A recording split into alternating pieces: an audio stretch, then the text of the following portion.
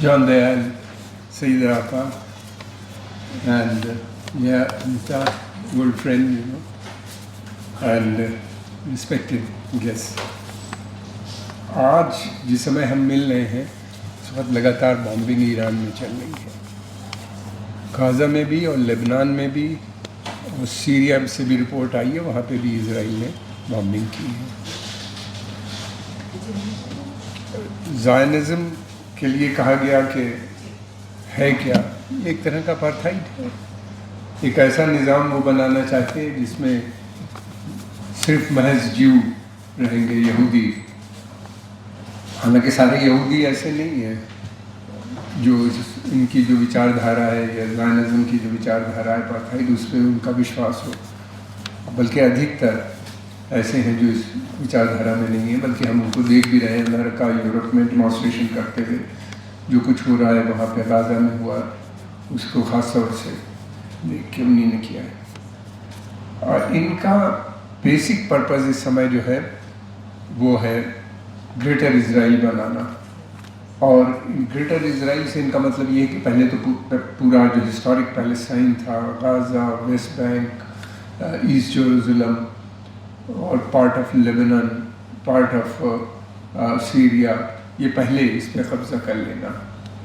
ये कहते हैं कि ये सारी ज़मीनें जितनी भी हैं ये बिब्लिकल लैंड है, और किसी आज से कई हज़ार साल पहले यहाँ पे जूइश स्टेट थी, जहाँ पे उनके पैगंबर, प्रॉफिट्स और किंग्स लाइक डेविड, सोलोमन, इन लोगों ने रूल किया है। उनका कहना ये है कि इन ज़मीन से हम कैसे विड्रॉ कर लें, ये तो हमारे पैगंबरों की ज़मीन है। आज से 3, 4, 5 हज़ार साल पहले की वो बात करते हैं। और हम ये भी जानते हैं कि ये किस तरह से बनाया गया था पैलेस्टाइन को। हम डिटेल में ज़्यादा नहीं जानना चाहते, वक्त नहीं है, आप सब जानते हैं, यहाँ पे पढ़े लिखे लोगों का मजमा है। टेररिज्म के माध्यम से पैलेस्टाइन बना, और टेररिज्म के माध्यम से ये बाकी ज़मीन पे भी कब्ज़ा करना चाहते हैं। इन्हीं ने कहा, साफ कहने लगे कि पहले तो 2 स्टेट सोल्यूशन की बात चली, क्लिंटन पीरियड में उस पर एग्री हो गए, फिर बाद में नहीं हुआ, अरफात की हत्या जिस तरीके से भी हम सब जानते हैं। फिर उसके अलावा इन्हीं ने बाद में कहने लगे कि we don't have partner in peace, हम किसी के साथ नहीं करेंगे, और अपना स्टैंड बदलते रहे। गरज ये कि वहाँ से ये विड्रॉ करने से मना करते रहे। अब ये है कि इन्हीं ने कहा है कि भाई जो जेरूसलम है उसको ये कहते हैं कि ये यूनाइटेड कैपिटल है इज़राइल का, and we will not withdraw, how can we withdraw from Jerusalem. और उसके बारे में ये कहते हैं कि वेस्ट बैंक को कहते हैं ये बिल्कुल लैंड है, यहाँ तो प्रॉफिट्स एंड किंग्स का रूल था, उनकी टेम्पल्स हैं यहाँ पे, इससे हम नहीं उतरेंगे। गाज़ा को पहले कहते थे कि वो बिब्लिकल लैंड नहीं है, हमें सिक्योरिटी के लिए चाहिए, अब उसको भी ये कह रहे हैं कि बिब्लिकल लैंड है। और उससे मिला हुआ जो सिनाई पेनिनसुला है उसको भी कहते हैं कि वो भी बिब्लिकल लैंड का पार्ट है, हमें वो भी चाहिए, इजिप्ट से हमें वापस मिलना चाहिए। लेबनान को, अब पूरे लेबनान को कहने लगे। फ़िलहाल ये साउथ लेबनान में जो पार्ट है उसके ऊपर उसको इन्हीं ने नोटिस दे दिया, वहाँ पे कई लाख लोग हैं कि आप इसको खाली कर दीजिए। बीच में लितानी रिवर है, लितानी रिवर के साउथ में जितना पार्ट है उससे ये कह रहे हैं खाली कर दीजिए हमें। फ़िलहाल ये कहते हैं कि पूरा लेबनान हमारा है, फिर कभी ये कहते हैं कि ये हमें चाहिए सिक्योरिटी के लिए, हम यहाँ पर बफर स्टेट बनाएं। गोलान हाइट्स को, जो कि सीरिया की हैं, पहले आधा पे कब्ज़ा था, पूरे गोलान हाइट्स पे इनका कब्ज़ा हो गया है और आगे भी बढ़ रहे हैं। ये जो दमिश्कस है उससे केवल 25 किलोमीटर दूरी पे तक ये इनका कब्ज़ा बन चुका है। तो आप इमेजिन कर लीजिए, और इनको वहाँ पे सीरिया की जो हालत है हम सब जानते हैं, इस पोजीशन में नहीं है कि वो उनसे लड़ सके, आर्मी नहीं बची है उनके पास।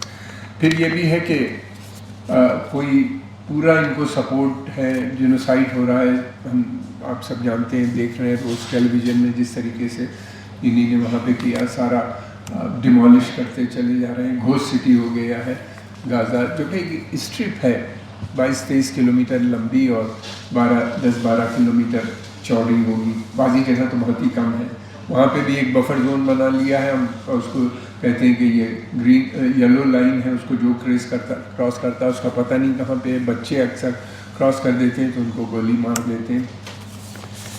एक मतलब जिस तरह का जुल्म हो रहा है, इस तरह का मैं नहीं समझता कि सेकेंड वर्ल्ड वॉर के बाद कभी ऐसा हुआ होगा। अब समझ में ये नहीं आता है वो लोग कर रहे हैं जिनके ऊपर खुद सेकेंड वर्ल्ड वॉर में जो कुछ हुआ हम सब जानते हैं, जेनोसाइड। लेकिन बहरहाल इनका ये है। और एक्सपेंशनिस्ट पॉलिसी है ज़ायनिज़्म में, इनका कोई बॉर्डर नहीं अपना डिफाइन करते और वो बॉर्डर बढ़ता चला जा रहा है। जॉर्डन का भी पार्ट चाहिए, इराक का भी पार्ट चाहिए, और यही नहीं बल्कि हिजाज़ जो कि सऊदी अरेबिया का है, जहाँ पे मदीना, वहाँ तक की ये बात करते हैं। असल में इनको कामयाबी मिल जाती है, उसकी सबसे बड़ी वजह ये है कि अरब रूलर्स जितने हैं उनकी सपोर्ट इनको हासिल है। खामोश बैठ जाते हैं, सपोर्ट क्या वो खामोश रहते हैं, इनडायरेक्टली इनके साथ डील भी करते हैं। जितने ख़ासतौर से जो ऑयल प्रोड्यूसिंग अरब नेशंस हैं, सऊदी अरेबिया, यूएई, क़तर, बहरीन, ये सब की इनको इनडायरेक्ट सपोर्ट है। और हमने देखा कि जब ईरान या हूती रेबल्स या हिजबुल्लाह जब अटैक करता था या मिसाइल भेजता था, तो इन सभी देशों से उनको गिराने की कोशिश करती थी। जिस जॉर्डन ख़ास तौर से से उनके स्पेस से जब जाती थी तो उसको गिराते थे ये सब लोग। बाद में कहने लगे कि हम नहीं गिराते थे बल्कि अमेरिकन बेस है, वहाँ से अमेरिकन गिराते थे। बहरहाल ये भी एक्सपोज हो गया इनका। अब ये देखना है कि कहाँ तक जाएंगे, कैसा होगा। इजराइल को ये लगता है कि ये बहुत अच्छा समय है, अरब हमारे साथ हैं, वीक हैं, डिवाइडेड हैं। फिर दूसरी तरफ ये है कि अमेरिका की पूरी सपोर्ट है, ख़ासतौर से ट्रंप एडमिनिस्ट्रेशन की। हालांकि इससे पहले जो एडमिनिस्ट्रेशन था उसकी भी सपोर्ट इनको कोई कम नहीं थी, इतनी उससे भी इनको इतनी सपोर्ट हासिल थी, और ये सोचते हैं कि ये बहुत अच्छा है। दूसरी इनकी पॉलिसी को ये है कि भाई किसी भी सूरत से इन्हीं ने सिस्टमेटिकली अमेरिकन की जो पॉलिसी है वो ये है कि जितनी भी देश थे अरब देश जो अमेरिकन फॉरेन पॉलिसी के ख़िलाफ़ काम कर रहे थे या उनकी पॉलिसी का बाइकआउट करते थे, उनके विरुद्ध उनकी मुखालफत करते थे, जिसमें कि इराक है, सीरिया है, ये दो तो बहुत ही इम्पोर्टेंट, और यमन, ये तीन बेइंतहा इम्पोर्टेंट देश हैं अरब वर्ल्ड के। इराक में इराक और सीरिया में दमस्कस और बगदाद, ये हमेशा से हिस्टोरिकली देखा जाए तो इस्लामिक पावर जो थी जिस ज़माने में मिडिवल पावर, उसका कैपिटल यहाँ पे था। बिल्कुल ये दो मुल्क बर्बाद हो गए, यमन बर्बाद हो गया, सीरिया बर्बाद हो गया, और ये क्या कहते हैं लीबिया के साथ जो कुछ हुआ हम सब जानते हैं, और फिर उसके अलावा सूडान और सोमालिया, ये सब बहुत इम्पोर्टेंट देश हैं West Asia and North Africa के। इन्हीं सिस्टमेटिकली एक के बाद सबको बर्बाद करते चल गए। ईरान अकेला बचा हुआ है देश, अब उसके ऊपर भी ये इनको लगता है, ये इनका कहना ये कि ईरान को अगर रिजीम चेंज हो जाती है या वहाँ पे, हालांकि उसके ऊपर भी थोड़े से डिफरेंसेस हैं। अमेरिकन की सोच ये है कि अगर ईरान में रिजीम चेंज हो जाएगी तो वहाँ पे हो सकता है डेमोक्रेसी आ जाए, और डेमोक्रेसी अगर आ गई इसके चांसेस काफ़ी हैं, इसलिए कि ईरानी 2005 से डेमोक्रेसी के लिए लड़ रहे हैं। उनका कॉन्स्टिट्यूशनल मूवमेंट जो था 2004-05 का, उनको कॉन्स्टिट्यूशन तो मिल गया लेकिन साथ में रज़ा शाह भी मिल गए, किंग, जिन्हीं ने बहुत अप्रेसिव रिजीम वहाँ पे कायम की। अगर डेमोक्रेटिक गवर्नमेंट ईरान में बनती है तो उससे अमेरिका के लिए लड़ना बड़ा मुश्किल होगा। अमेरिका की पॉलिसी जो है बेसिकली सक्सेसिव गवर्नमेंट की, कोई इनकी बात नहीं, वो नहीं चाहते कि कहीं भी अरब देश में डेमोक्रेसी आए। वो बात ज़रूर पीस और शांति और अमन की करते हैं। जितनी भी जंगें लड़ी अमन के लिए लड़ी हैं, इराक बर्बाद से ये हुआ कि सद्दाम हुसैन का शासन ख़त्म हो जाएगा तो अमन शांति पूरे मिडल ईस्ट में आ जाएगी। फिर उसके बाद इन्हीं ने बात की सीरिया में हाफिज़ अल असद चले जाएंगे तो शांति आ जाएगी, लीबिया में गद्दाफ़ी होंगे तो शांति आ जाएगी। इसी तरह बाकी जगहों पे भी, लेबनान में भी ये था कि प्रो अमेरिकन गवर्नमेंट बन जाएगी जो इस समय बन गई है तो अमन शांति आ जाएगी। अब ईरान का नंबर इन्हीं ने ईरान पे अटैक किया है, पहली बार नहीं किया, जून में किया है, दोबारा किया है। ईरान जो है दो वजह से, देखिए कन्वर्जन ऑफ इंटरेस्ट है, अमेरिका का भी इजराइल का भी अलग अलग इनके इंटरेस्ट हैं। ईरान का इंटरेस्ट, ईरान में जो अमेरिका का इंटरेस्ट है वो तेल और गैस का है, और दूसरे मिनरल, गोल्ड भी है, कॉपर भी है। गोल्ड के बहुत बड़े भंडार उनके यहाँ पाए जाते हैं, मिनरल्स हैं जॉन, और उनके यहाँ लिथियम, बहुत सी चीज़ें, यूरेनियम बहुत है ईरान के अंदर। तो ये ईरान में ये एक ऐसी गवर्नमेंट बनाना चाहते हैं कि जो प्रो अमेरिकन हो। तो ये चाहते ये हैं कि ये जो हार्ड लाइनर्स हैं उनका मानना ये है अमेरिका, ये सारी बातें प्रेसिडेंट ट्रम्प ने खुद बताई हैं, मैं अपनी तरफ से नहीं बता रहा हूँ। और उनके जो डिफेंस सेक्रेटरी हैं पीट हेक्सेट, वो भी इस तरह की वो कहते हैं कि रिजीम चेंज नहीं, बल्कि उनको मार दिया जाएगा जो हार्ड लाइनर हैं, जो अमेरिकन पॉलिसी को एक्सेप्ट करते हैं, और वहाँ पे जो लिबरल्स हैं सो कॉल्ड, उनको हम पावर दे देंगे, तो रिजीम यही रहेगी, इसी तरह की रहेगी, इस्लामिक डेमोक्रेसी वगैरह की बात नहीं हो रही। कहाँ तक कामयाबी मिलेगी ये कहना बड़ा मुश्किल है, इसलिए कि ईरान, इराक, ईरान का बहुत फ़र्क है, ईरान इराक से, लीबिया से, सीरिया से, इसलिए कि यहाँ पे गवर्नमेंट बहुत स्ट्रॉन्ग है, सपोर्ट बेस बहुत बड़ा है इनका। और दूसरी बात ये कि ईरान के अंदर नेशनलिज्म बहुत डीप रूटेड है। ये जहाँ पे जैसे ही अटैक करते हैं तो वैसे ही हमने देखा, पहले भी जून में भी सब यूनाइट हो जाते हैं। डिफरेंसेस हर जगह होते हैं, ईरान के अंदर भी डिफरेंसेस है इस रिजीम को लेके, और 3 तरह के डिफरेंसेस हैं। एक तो बिल्कुल इस रिजीम के ख़िलाफ़ है लोग, जो रॉयलिस्ट हैं या प्रोशा हैं, या नहीं, मतलब धार्मिक स्टेट नहीं चाहते, लिबरल सेकुलर हैं, उनका है। लेकिन इनकी संख्या बहुत कम है, ये अर्बन वेस्टर्न एजुकेटेड है। और दूसरे जो हैं वो इसी रिजीम में 3 तरह के ग्रुप्स पाए जाते हैं। एक तो हार्ड लाइनर है, जो खamenei के साथ इस वक्त, पहले खamenei बैलेंस करते थे दोनों को, लेकिन कुछ समय से हम देख रहे हैं कि वो मरने से पहले, पिछले जब से अटैक होना शुरू हुआ, ईरान के ऊपर लगा, ये आर्म बिल्डअप हुआ, ये बंदोबस्त चारों तरफ हुआ, तब से वो हार्ड लाइनर्स के साथ अलाइन करने लगे थे। और उसके अलावा एक लिबरल ग्रुप है वहाँ के ऊपर, लिबरल इस्लामिस्ट हैं, जो प्रेसिडेंट इस वक्त हैं जिसके, और तीसरा प्रैग्मेटिक ग्रुप है उसके अंदर। ये 3 ग्रुप हैं। तो इनको लगता है कि जो लिबरल्स हैं और प्रैग्मेटिक हैं वो हमसे बात कर लेंगे, और काफ़ी कॉन्फिडेंट हैं। वो ये भी कहते हैं कि वही मॉडल वही होगा वेनेजुएला वाला। अब वेनेजुएला और ईरान में बहुत अंतर है, आप सब जानते हैं, उसके बारे में ज़्यादा नहीं बताएंगे। और दूसरी बात ये कि ये जो इस समय युद्ध चल रहा है, इसमें काफ़ी यूनिटी ईरान के अंदर नज़र आती है, ज़्यादा हद तक, काफ़ी हद तक। और दूसरी बात ये भी है कि खamenei की हत्या के बाद, उनकी मर्डर जो हुआ या शहादत जिसे ईरानी कहते हैं, उसके बाद वो और पॉपुलर हो गए, और यूनिटी ईरान के अंदर नज़र आ रही है। जैसे मैंने बातचीत भी की ईरान में और कुछ लोगों से, तो ऐसे लोग थे जो उनसे बहुत ज़्यादा खुश नहीं थे, वो भी इस वक्त कहते हैं कि मसला अब जो है वो रिजीम का नहीं है बल्कि ईरान का है। इसलिए कि जो डिज़ाइन है इज़राइल की, वो ये कहती है कि इसको हम वर्चुअली डिसमेंटल कर दो, ईरान को तोड़ दो चारों तरफ से। इसका जो वो एरिया है, बलोच स्पीकिंग एरिया है, उसको बलूचिस्तान से पाकिस्तान के मिला दो। इसका जो अज़री स्पीकिंग एरिया है उसको अज़रबैजान से मिला दो। इसका जो एरिया वहाँ से है, कुर्दिश एरिया है, उसको कुर्दिस्तान से मिला दो। अमेरिकन अभी तक तो इस बात को पे राज़ी नहीं है, न बोल रहे कि डिसमेंटल न करें, इसलिए कि इससे तोड़ने से और बड़ी समस्या उनके लिए खड़ी हो जाएगी। इस वक्त एंटी अमेरिकन सेंटीमेंट जो है पूरे अरब वर्ल्ड में बहुत ज़्यादा है, यानी इतने ज़्यादा है कि जो प्रो अरब रिजीम्स हैं उनको भी मुश्किल हो रहा है अमेरिकन एजेंडे को प्रमोट करने के लिए। जैसे सऊदी अरेबिया वगैरह रिसिस्ट कर रहे हैं कि अब्राहम अकॉर्ड नहीं ज्वाइन करेंगे। लेकिन अरब स्टेट्स जितनी भी हैं ये वीक डिपेंडेंट स्टेट हैं, यहाँ पे ऑटोक्रेटिक रिजीम्स हैं और ये रिजीम्स काफ़ी कमज़ोर हैं। इनकी पास सेना नहीं है, छोटी छोटी हुकूमतें हैं। सऊदी अरेबिया एक बड़ा कंट्री है वहाँ के ऊपर, मगर सेना इन लोगों ने बनाया नहीं था।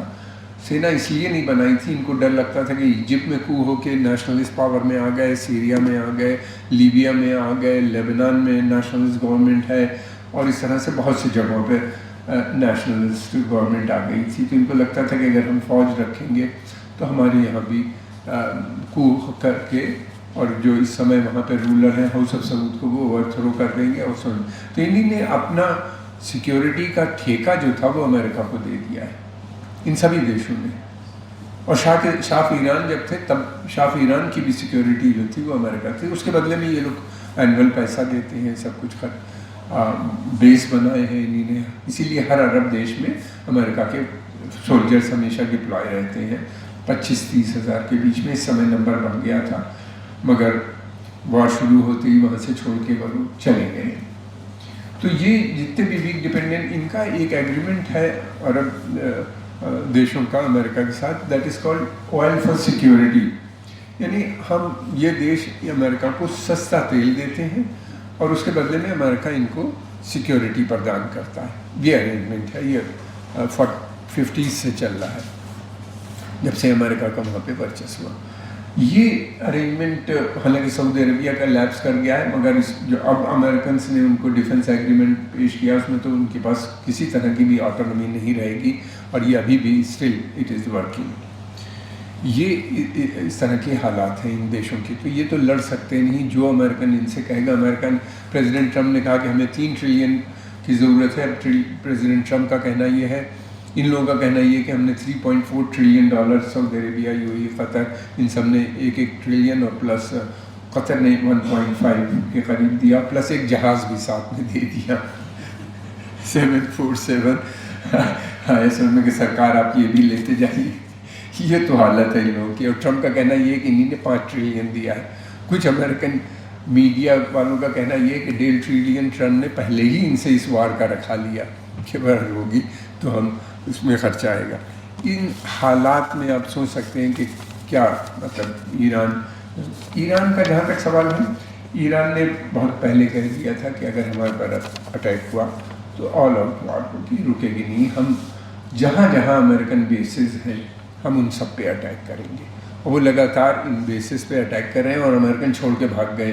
वो अटैक अमेरिकन ने विड्रॉ कर लिया है। वहाँ जो बड़ा उनका क्या कहता है मडा जो था शिप, उसके अंदर अब्राहम लिंकन उसके अंदर जाके बैठे हुए हैं ये लोग, वहाँ पे विड्रॉ करके, और फिर वहाँ से उनको इजराइल और जर्मनी ट्रांसफ़र और इन सब जगहों पे उनको ट्रांसफ़र किया जा रहा है। अरब इस बात से बहुत नाराज़ है कि हमने पैसा दिया, इतना ये सब खर्चा किया, ये आपने इतना बड़ा बेस बनाया, हम लोगों ने उसका सारा पैसा ये लोग देते हैं। मंथली जो खर्चा आता है, सैलरी वैलरी सब अरब देते हैं।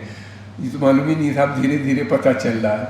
तो और जब हमारे पर अटैक शुरू हुआ तो ये चले गए। उसके अंदर बिलियंस ऑफ डॉलर के इक्विपमेंट्स हैं, रडार्स हैं, कम्युनिकेशन सेटअप है, दुनिया भर की सब चीज़ें हैं, वेपन हैं, जो ईरान ने बर्बाद कर दी अपने लगातार। दूसरी, ईरान ये बार बार कह रहा है कि हम सिविलियन टारगेट नहीं बनाई पे अटैक करेंगे। हालांकि सिविलियन बहुत से टारगेट पे अटैक हुआ है। ईरान ने एक CIA बेस था एक होटल के अंदर, उस पर अटैक किया। एक होटल पे आग लगी यूएई में, उसमें डिबरी गिरने की वजह से हुई है डैमेज। और कुछ जगहों पे जहाँ जहाँ इनके एसेट्स थे अमेरिकन और इजराइलियों के, उनको टारगेट किया है। लेकिन सवाल ये होता है वहाँ पे और भी बहुत सी जगहों पे अटैक हुआ है। ये लाइक साइप्रस पे एक जहाँ पे अटैक हुआ, और एक अटैक ओमान पे हुआ है, जो कि ओमान बहुत फ्रेंडली है ईरान से। फिर एक टर्की पे भी अटैक हुआ है, ईरान उसको डिनाई कर रहा है। आखिर ये फिर किया किसने? तो शुबह इस बात का है कि इजराइल ने इन जगहों पे मोसाद की तरफ से ये अटैक्स हुए हैं ताकि ईरान और अरब से लड़ाई हो जाए। ईरान एंड क्या कहते हैं टर्की पे अटैक करने के मतलब ये है कि आप नेटो का वो मेंबर, अगर टर्की पे अटैक होता है तो इसका मतलब ये है कि नेटो के हर मेंबर पे अटैक होता है। पता नहीं, ये लोग डिनाई कर रहे हैं। दूसरी बात ये भी है कि एक वजह और भी है। अमेरिकन ईरान जो है ये बहुत ही स्ट्रेटेजिकली लोकेटेड कंट्री। इसके बॉर्डर जो है एक तरफ तो पाकिस्तान से मिलते हैं, आज़ादी से पहले भारत से मिलते थे, और यहाँ से ट्रेन से लोग जाते थे। जब सईदाबा, जब करबला और नजफ़ के लिए लोग जाते थे तो यहाँ से दिल्ली से आ जाते थे, दिल्ली से लाहौर जाते थे, और लाहौर से वो लोग जाते थे कराची, और कराची से कोयटा, और कोयटा से ज़ाहिदान जो ईरान का बॉर्डर है वहाँ तक चले जाते थे। 25-30 रुपए में ये सफ़र हो जाता था थर्ड क्लास में। लोग ग्रुप बना के, खासतौर से शिया समुदाय के लोग बहुत जाया करते थे। और इस रूट पे अगर आप ट्रैवल करेंगे तो अभी भी बहुत सी आपको सराहें मिलेंगी जो वर्किंग हैं, चल रही हैं। अब इंडियन तो नहीं जा पाते, बंद हो गया है 64 से ये रास्ता, लेकिन यह है कि पाकिस्तानी और दूसरे देशों से जो इस तरफ में साउथ ईस्ट एशिया से लोग आते हैं, वहाँ से चले जाते हैं घूमते फिरते हुए। सराय हैं, फ्री में रहना, वहाँ पे खाना भी मिल जाता है अच्छा खासा फ्री का। और ये ईरान पहुँच जाते थे। ईरान से फिर बॉर्डर क्रॉस करके इराक बाई बस पहले जाते थे। अब तो चाबहार वाली पोर्ट बन गई है, वहाँ से ट्रेन कनेक्टिविटी भी हो गई है, तो और आसान हो गया है वहाँ पे जाने के लिए। तो इतने ज़्यादा कनेक्टिविटी थी। दूसरे इसके बॉर्डर इराक से मिलते हैं, टर्की से मिलते हैं, और फिर उसके अलावा कई सेंट्रल एशियन रिपब्लिक से इसके बॉर्डर मिलते हैं। कॉकेशस साइज में आर्मीनिया से मिलते हैं, अज़रबैजान से मिलते हैं। और इन सब जगहों पे तेल के बड़े भंडार पाए जाते हैं। अफ़गानिस्तान से भी इसके बॉर्डर मिलते हैं। तो अमेरिकन इसका ये है कि अगर हमारा तेल पे, ईरान के ऑयल एंड गैस पे, अगर उनका बेसिक पर्पस जो है, ये जो पूरी वॉर हो रही है ये बेसिकली ऑयल वॉर है, वॉर फॉर ऑयल।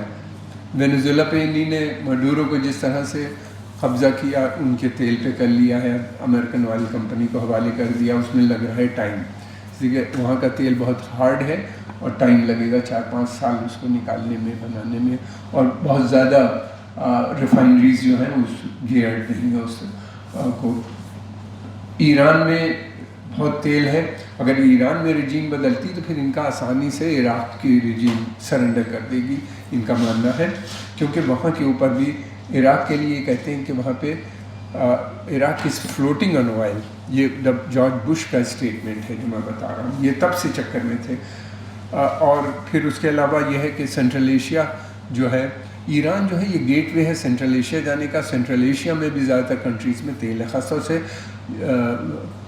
उसमें तुर्कमेनिस्तान, कज़ाकिस्तान और कई जगह। और दूसरे मिनरल्स भी हैं, यूरेनियम भी है, कॉपर भी है, लिथियम भी है।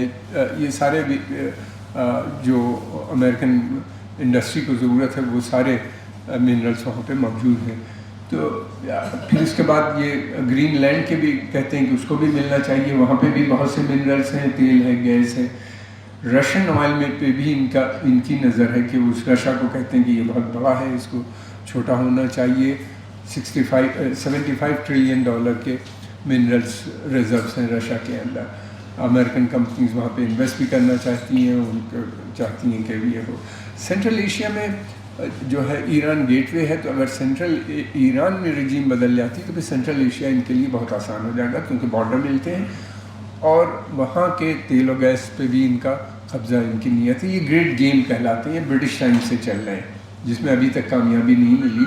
अब इनको शायद मिल जाए, इनका मानना ये है। मुझे नहीं लगता कि ऐसा हो पाएगा। ये ऑयल वार है, ऑयल पे कब्ज़ा करना चाहते हैं। अमेरिकन इंटरेस्ट ऑयल का है, इनका इंटरेस्ट जो है, इजराइल का इंटरेस्ट ये है कि ईरान से अपोजिशन आता है, ईरान टोटली अपोज करता है अमेरिकन इजरायली पॉलिसी का। ईरान का सबसे बड़ा क्राइम जो है वो अरबों से ये कहता है कि आप अपनी सिक्योरिटी सबलेट मत कीजिए अमेरिका को, बल्कि सभी देश जितने हैं इस क्षेत्र के, ये हम लोग सब कोई मिल के उसकी सिक्योरिटी करेंगे, पर्शियन गल्फ रीजन की, तेल की। और दूसरे वो ये भी कहता है कि ये जो क्षेत्र है ये बहुत इम्पॉर्टेंट है, अगर सब मिल जाते हैं तो सिक्योरिटी की प्रॉब्लम नहीं होगी। अमेरिकन प्रेजेंस की वजह से ईरान का कहना ये, एक तो आपका लॉसेस भी बहुत होता है, रेवेन्यू लॉस होता है, फिर उसके अलावा ये भी होता है कि आपको हमको भी ख़तरा बना हुआ है लगातार। दूसरी बात यह है कि ईरान ये दूसरी बात कहता है कि भाई यूनिटी होनी चाहिए आपस में हम लोगों की, अरबों की और ईरान की। एक चीज़ और कहता है कि शिया सुन्नी डिस्प्यूट ख़त्म होना चाहिए। ये बहुत बड़ा थ्रेट है अमेरिका को, ख़ासतौर से इजराइल इस बात से बहुत नाराज़ है कि अगर खमैनी को मारने से पहले उन्होंने कह दिया था कि ये बहुत बड़े लीडर बनते चले जा रहे हैं, नहीं कैन उनकी जो स्टडी थी जो उन्होंने बताई वहाँ पे ट्रम्प एडमिनिस्ट्रेशन को कि ये एंटी अमेरिकन है, एंटी इजराइल हैं, शिया सुन्नी इत्तेहाद, डिवाइड एंड रूल पॉलिसी फिर का क्या होगा अगर शिया सुन्नी मिल जाती हैं। और फिर दूसरी बात ये कि ईरान जो है वो ब्रिक्स की बात करता है, ईरान जो है वो ईरान रशिया चाइना एक्सिस का एक पार्ट है जो बहुत स्ट्रॉन्ग हो जाती है, उसको भी ये तोड़ना चाहते हैं कि ना हो, और बल्कि ये चाहते हैं, इनका मानना ये है कि अगर ईरान में रिजीम प्रो अमेरिकन रिजीम आ जाएगी तो पहला काम ये करेंगे तेल की सप्लाई जो ईरान से चाइना जा रही है उसको कर देंगे, और सेंट्रल एशिया में ईरान की मदद से सेंट्रल एशिया जाएंगे जहाँ पे रशियन इन्फ्लुएंस है उसको न्यूट्रलाइज करेंगे, अमेरिकन इंटरेस्ट को लाएंगे। ये इतने बड़े बड़े प्लान्स हैं इनके जो कंप्यूटर पे बना के ये बैठ जाते हैं। इन रिज़ल्ट ये होता है कि क़यास अनार्की, इराक़ में भी यही हुआ, अफ़गानिस्तान में भी यही हुआ, सीरिया में भी यही हुआ, लीबिया में भी यही हुआ, सूडान में भी चल रही है लड़ाई, और सोमालिया में, और इन सब में अमेरिकन एंड इसराइलीज़ आपको पीछे मिलेंगे। सब जगह पे, जितनी भी जगहें वहाँ पे आपके क्राइसिस हो रही है उन सब जगहों पे बातें बहुत हैं। मेरा ख्याल है सवाल जवाब में रखा जाए ना, ये तो ऑन एंड ऑन जाती रहेगी। हम आपके आभारी हैं, थैंक यू। सभी को बहुत सम्मान के साथ आदाब। और ये कि मैं अपना परिचय आमतौर पर सबसे पहले एक पोएट के रूप में देता हूँ कि एक मैं कवि हूँ, हालांकि मैं कवि के रूप में ज़्यादा ख्याति प्राप्त नहीं हूँ, लेकिन कलाकार। तो वहाँ मुझे फ़िलिस्तीन में जाने के बाद मैं गया कैसे वो एक अलग वो है। मैं इंडो पैलेस्टाइन सॉलिडेरिटी नेटवर्क की तरफ से नवंबर में वहाँ एक अंतर्राष्ट्रीय मीटिंग जो दुनिया के करीब 23 मुल्कों के लोग वहाँ इकट्ठे हुए थे, जो अपने अपने टूरिस्ट वीज़ा पर इकट्ठे हुए थे, जो ये एलानिया तौर पर वहाँ ये नहीं कहते गए थे कि हम इस वजह से जा रहे हैं। वो सब लोग वहाँ इकट्ठा हुए थे। तो उसमें मैं एक ऑड मैन आउट इकलौता इंसान था, क्योंकि ना तो मैं मुसलमान था, ना यहूदी था और ना ईसाई था। तो ये बात इज़राइल को समझाने में, उनके वीज़ा वालों को भी समझाने में बहुत मुश्किल पेश आई कि मैं क्यों जाना चाहता हूँ, लेकिन मेरे पास कुछ ऐसी तजवीज़ थी जिससे मैंने उनको कन्विंस कर दिया। तो वहाँ जब मैं पहुँचा तेल अवीव पर, तो वहाँ से मैं सीधा बेतलहम के, यानी बेतलहम जो है वो वेस्ट बैंक का फ़िलिस्तीन का इलाका है, और बेतलहम के अंदर सुबह सुबह टैक्सी से दाखिल हुआ। और दाखिल होते वक्त जिस चीज़ के बारे में मैंने सबसे ज़्यादा पढ़ा सुना था, वो चीज़ मेरे सबसे पहले सामने आई, जिसने मेरे पूरे जिस्म में सिहरन पैदा कर दी, और वो थी दीवार। फ़िलिस्तीन और इज़राइल द्वारा बनाई गई फ़िलिस्तीन में जो दीवार है वो ईविल वॉल कही जाती है, और इस नाते वो सारी दुनिया में ईविल वॉल के नाम से कुख्यात है। लेकिन मेरे ख्याल से मैंने दुनिया में उससे खूबसूरत दीवार और कोई नहीं देखी होगी, क्योंकि फ़िलिस्तीन की तरफ जो हिस्सा पड़ता है, क्योंकि एक दीवार उन्होंने बनाई तो उस दीवार के एक तरफ इज़राइल है और दूसरी तरफ फ़िलिस्तीन है। तो जो हिस्सा फ़िलिस्तीन की तरफ पड़ता है, उस हिस्से में फ़िलिस्तीनी लोगों ने उसे दुनिया का शायद सबसे बड़ा कैनवस बना दिया है, और उन्होंने उस दीवार को पेंट कर दिया है अपनी इच्छाओं के साथ, अपनी हसरतों के साथ और अपनी लड़ाई के नारों के साथ। तो उनमें से ही एक तस्वीर ये है जो दीवार पर बनाई हुई है, जिसमें आप दीवार पर बनाया हुआ आसमान देख रहे हैं और बच्चा है जो आसमान के उस पार है। तो ये जिनको 8 मीटर ऊंची दीवार है, जिनके आसमान को भी रोक दिया गया है, जिनके आसमान को रोक दिया, वो तसव्वुर में आसमान पेंट कर रहे हैं कि इस दीवार में से भी एक आसमान हम पैदा कर लेंगे। ये भी उसी एक दीवार की तस्वीर है, जिस पर आप देखेंगे कि फ़िलिस्तीन का कूफिया लगाए हुए एक शख्स फूलों का गुलदस्ता उस तरफ फेंक रहा है जहां उनके अत्याचारी लोग मौजूद हैं। ये फूल फेंक रहा है, कोई बम नहीं, कोई पत्थर नहीं फेंक रहा है। इसी दीवार पर उन्होंने जिन लोगों को खोया है उनकी तस्वीरें भी उन्होंने उकेरी हैं, चाहे वो जगह जगह पर यासिर अराफात की तस्वीरें, लैला खालिद जो वहाँ की बहुत बड़ी महिला क्रांतिकारी थी, और अभी 8 मार्च आ रहा है तो क्रांतिकारी महिलाओं को सलाम करने का भी दिन है। तो लैला खालिद की तस्वीरें वहाँ हैं और बहुत सारी और तस्वीरें, और एक और ये उस दीवार की तस्वीर जिसमें ये बच्ची गुब्बारे पकड़ करके आसमान की तरफ उड़ती जा रही है, जिसमें वो इस दीवार को पार कर जाएगी। और ये तस्वीर दीवार की ही जिसमें इजरायली सैनिक चढ़ रहा है और कोई उसके ऊपर पानी फेंक रहा है अपने घर में से। ऐसी बहुत सारी तस्वीरें, क्योंकि ये दीवार जो है ये आपको अचानक कहीं पर भी मिल जाती है। बेथलहेम शहर जो है वो 3 किलोमीटर बाई 3 किलोमीटर यानी 10 स्क्वायर किलोमीटर के इलाके में फैला हुआ है मुश्किल से। आप एक तरफ से शुरू करेंगे तो आधे घंटे में आप शहर पार कर जाएं अगर गाड़ी से हैं तो बमुश्किल। इतना छोटा शहर है और उस शहर के भीतर इन्होंने 67 गेट लगा रखे हैं इजराइल के, जिन पर IDF के फौजी खड़े रहते हैं, जो इजरायली डिफेंस फोर्स है, जिसको इजरायली डिफेंस फोर्स हम लोग बोलते हैं, लेकिन दरअसल इजराइल में, फिलिस्तीन में कोई भी उनको इजराइल डिफेंस फोर्स नहीं बोलता, वो सब उनको IOF बोलते हैं, इजरायली ऑफेंसिव फोर्स। वो डिफेंस किसी का नहीं कर रहा है, वो केवल ऑफेंस के लिए ही वहाँ तैनात है। और वहाँ 17-18 साल के 19 साल के लड़के लड़कियाँ पूरी फौजी वेशभूषा में भीषण किस्म के हथियारों के साथ, जिनको कि हम लोग रोबोट के या गेम्स में देखते हैं, इस तरह के हथियारबंद उसके साथ में खड़े रहते हैं। और वो गेट कब खुलेगा ये आप नहीं जान सकते, ये उनकी मर्जी पर मुनहसर रहता है। इसका कोई नियम नहीं है कि आज वो 8 बजे से 9 बजे के बीच में खुलेगा। तो मैं पहले ही रोज़ वहाँ जब पहुँचा तो बेथलहेम में एक बेथलहेम यूनिवर्सिटी है, जिसको वेटिकन से फंड किया जाता है। दरअसल कुल जमा शायद बेथलहेम के भीतर ही 1000 से ज़्यादा ईसाई नहीं रहते होंगे, जो कि बहुत कम हो गए। पहले भी बहुत ज़्यादा नहीं थे, 4-5 हज़ार थे, लेकिन अब और भी कम हो गए। और वो 1000 ईसाई जो वहाँ रहते हैं, परिवार या लोग, उनके बहुत कम बच्चे यानी 500-700 बच्चे वहाँ बेथलहेम यूनिवर्सिटी में ईसाई हैं जो पढ़ते हैं। बाकी 3000 के करीब स्टूडेंट्स सारे अरब मुसलमान हैं जो वहाँ रहने वाले। और आप यूँ देख करके फ़र्क नहीं कर सकते कि इनमें मुस्लिम कौन है और ईसाई कौन है, और वो उसी तरह से।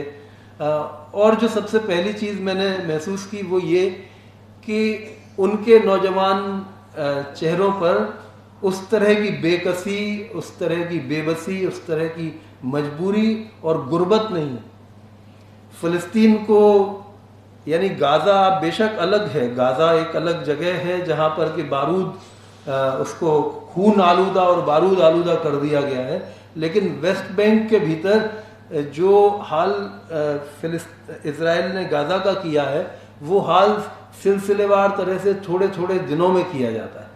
यानी वहाँ अगर उन्होंने 3 बरस में 80,000 लोगों को मार दिया, ऐसा कहते हैं कि ये संख्या 3 गुना भी हो सकती है, क्योंकि रबल्स में मलबे के भीतर कितनी लाशें और दबी हुई हैं उसका कोई इल्हाम नहीं। लेकिन ये समझ लीजिए कि जो उन्होंने 3 बरस में किया वो यहाँ 30 बरस में कर रहे हैं, या जब से करते ही आ रहे हैं। तो ये दूसरे रोज़ जब मैं वहाँ पर था तो मैंने देखा कि एक बहुत बड़ा एक कॉरिडोर किस्म का बना हुआ है, और उसके ज़रिए इज़राइल जो ज़मीनें हैं उनके ऊपर कब्ज़ा करता जा रहा है।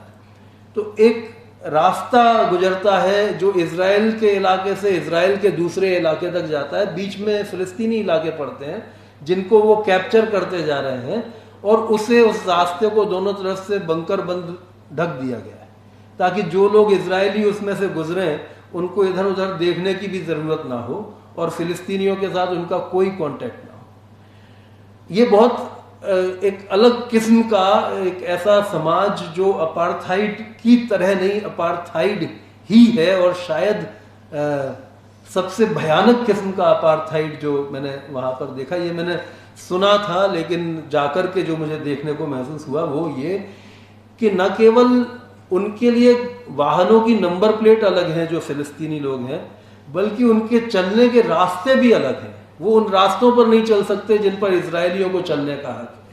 उनके लिए अलग रास्ते बने हुए हैं जिन पर फिलिस्तीनी जा सकते हैं। और उसके बाद इस पर भी तुर्रा ये कि वहां लाल रंग में बड़े बोर्ड लगे हुए हैं कि आगे फिलिस्तीनी गांव हैं, सावधान रहें। यानी सावधान जिससे रहना है वो खुद ये लोगों के सामने प्रोजेक्ट कर रहा है कि आगे कोई आदमखोर जानवरों का कोई बसाहट है तो आप अपने उससे जाइए। जबकि रोज उनके घरों पर जाकर के कब्जा कर लेने की वारदातें, उनके घरों में उनके खेतों से जाकर के उनकी फसल लूटने की वारदातें, और वो भी फौजी संरक्षण में, ये वहां पर होता है। और तीसरी बात जो है वो है सेटलर्स की, कि किस तरह से इजराइल ने पहले तो 1947 में जब वो मुल्क बनाने की कवायद शुरू हुई तो जाहिर है कि बाहर के देशों से यहूदी लोगों को बुलाया गया और जहाज से भर भर करके लोग आए, खुशी से आए कि हमारा अपना एक मुल्क होगा। लेकिन उस सब सिलसिले में इनको भगाने का सिलसिला भी जारी रहा। और जब आप दूसरों की जमीन पर इस तरह से काबिज होते हुए रहते हैं तो जाहिर है कि एक असुरक्षा आप हमेशा के लिए अपनी पीढ़ियों के लिए खड़ी करते जाते हैं। तो धीरे धीरे वो जो उत्साह था यहूदियों के वहां जाकर के रहने का, उसमें गिरावट भी आई। जो 1947 में जिस उत्साह के साथ गए थे, तो अब जो है वो दूसरे लोगों को वहां ला करके बुलाते हैं और बसाते हैं और उसके लिए इंसेंटिवाइज करते हैं कि आप यहाँ आकर के रहेंगे तो आपको हम घर देंगे। और घर मैंने देखे जेरूसलम के भीतर जो सेटलर्स को दिए जाते हैं, बड़े बंगले जिनमें स्विमिंग पूल बने हुए हैं, और उनके यहाँ मतलब जैसे जब टैक्सी ड्राइवर मुझे ले जा रहा था तो उसने मुझे पहली पहचान ये बताई थी कि जैसे जेरूसलम में फ़लस्तीनी भी रहते हैं और इजरायली भी रहते हैं, तो इन घरों में फ़र्क करने का जो शुरुआती एक सिंबल हुआ करता था वो ये कि जिन घरों के ऊपर पानी की टंकियां रखी हैं प्लास्टिक की, वो फिलिस्तीनी घर हैं, और जिन घरों के ऊपर टंकियां नहीं हैं वो इजरायली घर हैं, क्योंकि उन्हें 24 आवर्स की वाटर सप्लाई है, टैप वाटर मिलता है, और इनको 6 दिन में एक बार पानी मिलता है जो फिलिस्तीनी है, और उनको अपना पानी स्टोर करके रखना पड़ता है, और वो भी 6 गुना ज्यादा रेट पर मिलता है।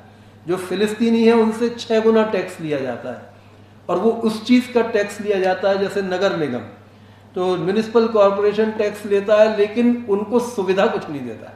टैक्स तो लेंगे लेकिन आपके साफ सफाई करने का जिम्मा आपका खुद का ही है। तो ये हालत, और अपार्थाइड का मेरे ख्याल से जब हम लोग बेथलहेम से जॉर्डन वैली की तरफ जाते हैं तो जॉर्डन वैली में मृत सागर है, वहाँ पूरा एक रेगिस्तानी इलाका है, और दुनिया के सबसे ज़्यादा पानी की कमी वाले इलाकों में जॉर्डन वैली का रेगिस्तान शामिल होता है। हमने वहाँ देखा कि जो बेदुइन हैं, जिनको बद्दू हम लोग कहते हैं, सईदा जी ने कहा बद्दू लोग रहते हैं, तो वो बेदुइन लोग जो आदिवासी की तरह से नोमेड्स हैं, घुमंतू लोग हैं, जो अरब के घुमंतू लोग हैं, वो उन लोगों को अपनी हजारों वर्षों की जो संचित ज्ञान है उसकी वजह से उन्हें पता रहता है कि इस रेगिस्तान में पानी कहाँ पर है, नीचे अंडरग्राउंड वाटर कहाँ है, और उस पानी के पते को वो जानते हैं। और उन लोगों से उनकी बस्तियां, उनके गांव हैं छोटे छोटे, वहाँ सेटलर्स को ला करके बसाया जाता है। सेटलर वहाँ आकर के उन्हें उनके पहले जानवर छुड़ाते हैं, उनको बेइज्जत करते हैं, मारते पीटते हैं, भगा देते हैं, उन्हें मजबूर कर देते हैं कि वो भाग जाए वहाँ से। और उन्हीं के खिलाफ पुलिस कही है IDF, वो केस दर्ज करती है, जो फिलिस्तीनी लोग हैं उन्हीं के खिलाफ केस दर्ज किया जाता है। और किसी ने बताया कि फिलिस्तीन में कन्विक्शन रेट जो है वो 99% है। मतलब इजराइल में अगर फिलिस्तीनी लोग पकड़े गए हैं तो 99% मामलों में उन्हें ही दोषी ठहराया जाएगा। और चाहे उनके यहाँ कानून में, संविधान में एक नियम लिखा हुआ है कि कोई भी फिलिस्तीनी अपने घर की ईंट भी रिपेयर नहीं कर सकता बिना इजरायली प्रशासकों की मदद के। तो वो जो इजरायली प्रशासक हैं वो उन्हें अनुमति नहीं देते, और अगर किसी ने कर लिया तो आप जानते हैं कि दुनिया की सबसे ज़्यादा सर्विलांस वाली जो स्टेट है वो इजराइल है, और उन्होंने कैमरे इतने बड़े बड़े हर जगह लगा रखे हैं, ड्रोन्स उनके घूमते रहते हैं कि ऐसा लगता है कि मानो वो हर घर के भीतर जो भी हरकत हो रही है वो पारिवारिक हो, कुछ भी छिपा हुआ उनकी नज़रों से नहीं होगा। इस तरह की स्थिति वहाँ रहती है। उनके लूट के, मैंने आपको पानी का बताया कि उनका पानी लूट रहे हैं, जहाँ हजारों साल का पानी इकट्ठा है, उस पानी को लूट करके वो सेटलर्स के लिए ले जा रहे हैं, अपनी इजरायली बस्तियां जो उन्होंने बसाई हैं। उन्होंने उनका आर्किटेक्चर छीन लिया, मतलब जिंदगी तो छीनी ही सो छीनी ही, लेकिन जिस तरह के घर वहाँ हुआ करते थे उन घरों को नेस्तनाबूद करके, तोड़ करके जो नए तरह के घर बनाए गए हैं वो पूरे यूरोपियन वेस्ट स्टाइल में बनाए गए। उन्होंने उनका आसमान भी छीन लिया, क्योंकि बहुत बड़े इलाके में उन्होंने सोलर पैनल्स लगाए हुए हैं, तो धूप भी छीन ली है उनकी, और उससे वो सब कर रहे हैं। समंदर का इलाका छीन लिया, और फिर आखिरी लूट है जो मैंने देखी, और मैं समझता हूँ कि अपार्थाइड का सबसे भयानक रूप शायद वही है कि इजरायली अपने जो सेटलमेंट्स बनाए हैं इजरायली सरकार ने इजरायली लोगों के लिए, उन सेटलमेंट्स का सीवेज वो फिलिस्तीनी इलाकों में निकालते हैं, तो उन्हें हाइजीन मेंटेन करने की भी अनुमति नहीं रहती। और यहाँ से हम देखते हैं कि फिलिस्तीन दुनिया का सबसे बड़ा मुल्क, बड़ा इलाका है जहाँ सबसे ज़्यादा जैतून पैदा होते हैं। और जैतून आप सब जानते हैं कि फिलिस्तीनी संघर्ष का एक सबसे बड़ा प्रतीक है, और उनके जो कूफिये रहते हैं, जो स्कार्फ वो बांधते हैं, उसमें भी जैतून की पत्तियों का अक्स बना रहता है। और इसलिए क्योंकि जैतून उनके ज़िंदगी का और पूरे अरब दुनिया के भीतर सबसे ज़्यादा रेजिलियंस का प्रतीक है।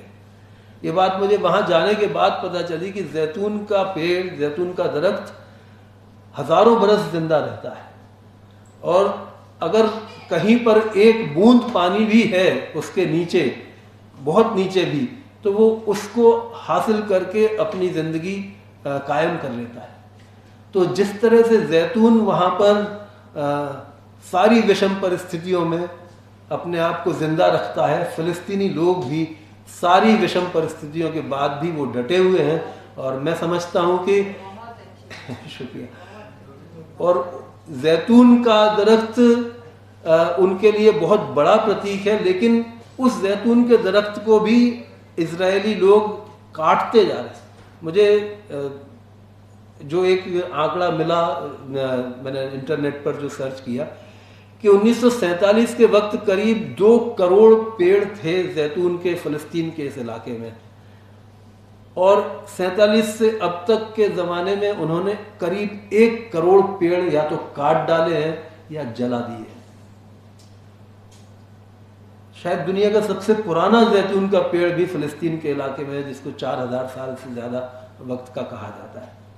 और जैतून का एक जो फल होता है बहुत खट्टा होता है, खाने में आसान नहीं रहता, लेकिन वो इतनी ताकत देता है कि आप अरब जैसे इलाके में जिंदा रह सकते हैं।